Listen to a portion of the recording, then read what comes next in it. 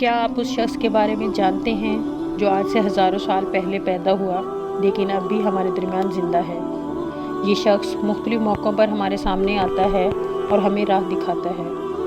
یہ ویڈیو دنیا کے سب سے پراسرار شخص کے بارے میں ہے جس کے بارے میں ہر دور کے لوگ ہمیشہ تلاش میں رہے اور جن کا نام حضرت خضر علیہ السلام ہے۔ حضرت خضر علیہ السلام کو ہمیشہ زندہ رہنے کی قوت کیسے ملی، اس کے بارے میں مختلف روایات ملتی ہیں۔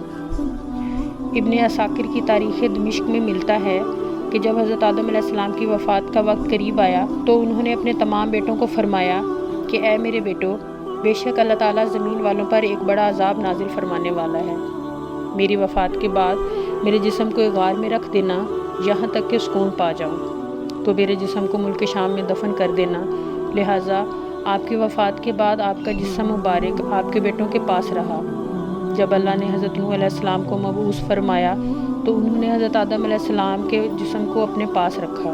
جس وقت اللہ نے طوفان نوح بھیجا اور پوری زمین ایک زمانہ تک ڈوبی رہی، پھر طوفان نوح ختم ہونے کے بعد حضرت نوح بابل شہر میں آ کر ٹھہر گئے اور اپنے تینوں بیٹوں سام، یام اور یافس کو نصیحت کرتے ہوئے کہا کہ آدم علیہ السلام کے جسم مبارک کو اس غار سے لا کر شام میں دفن کر دو۔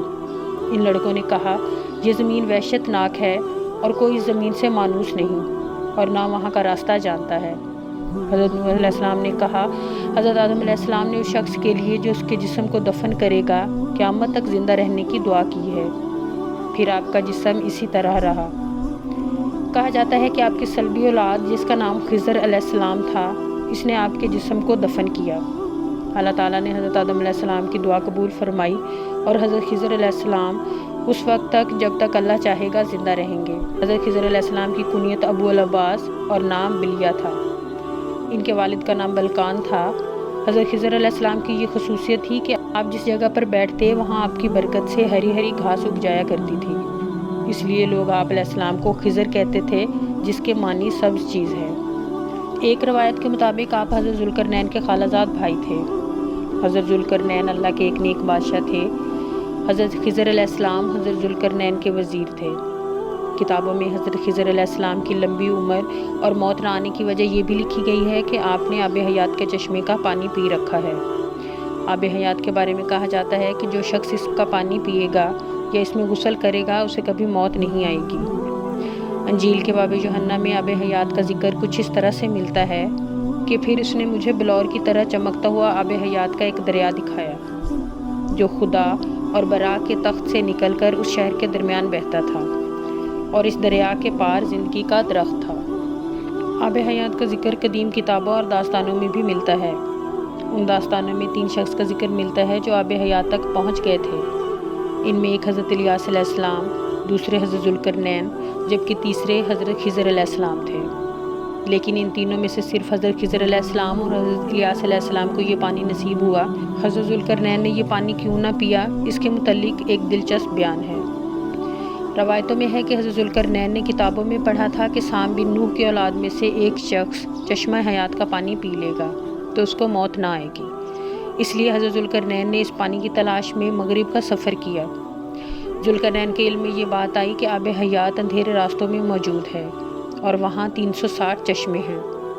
لہٰذا ذوالقرنین نے اپنے لشکر سے 360 لوگوں کو منتخب کیا اور ہر ایک کو ایک ایک مچھلی دے کر حضرت خضر علیہ السلام کی سربراہی میں روانہ کیا۔ ہر شخص کو یہ ہدایت دی گئی کہ ہر شخص اپنی مچھلی کے ساتھ چشمے میں اتر جائے اور واپس آ کر اپنی اپنی مچھلی ظاہر کرے۔ کافی لمبے سفر اور دشواری کے بعد یہ لوگ اس چشمے تک پہنچ گئے۔ جب واپس آئے تو ذوالقرنین نے کہا کہ سب اپنی اپنی مچھلی جمع کروا دیں۔ لہٰذا سب نے اپنی مچھلی ذوالقرنین کے سامنے پیش کر دی سوائے حضرت خضر علیہ السلام کے۔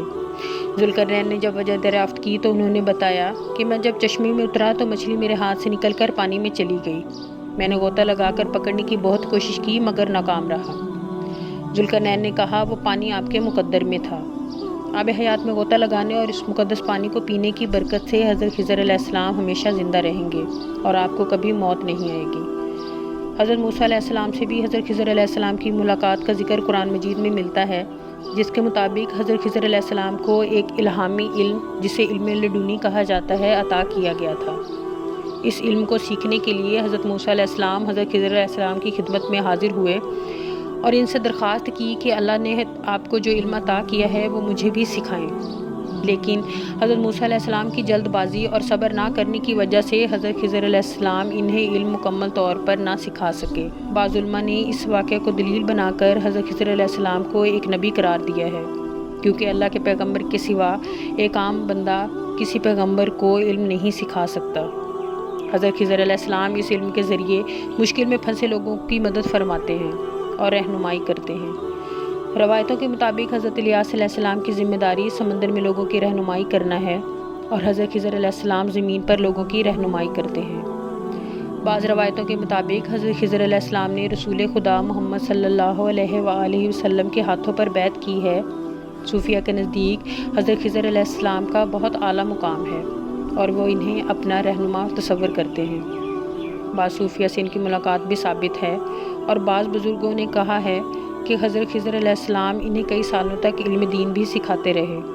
صوفیہ آپ کو خواجہ خضر کہہ کر پکارتے ہیں۔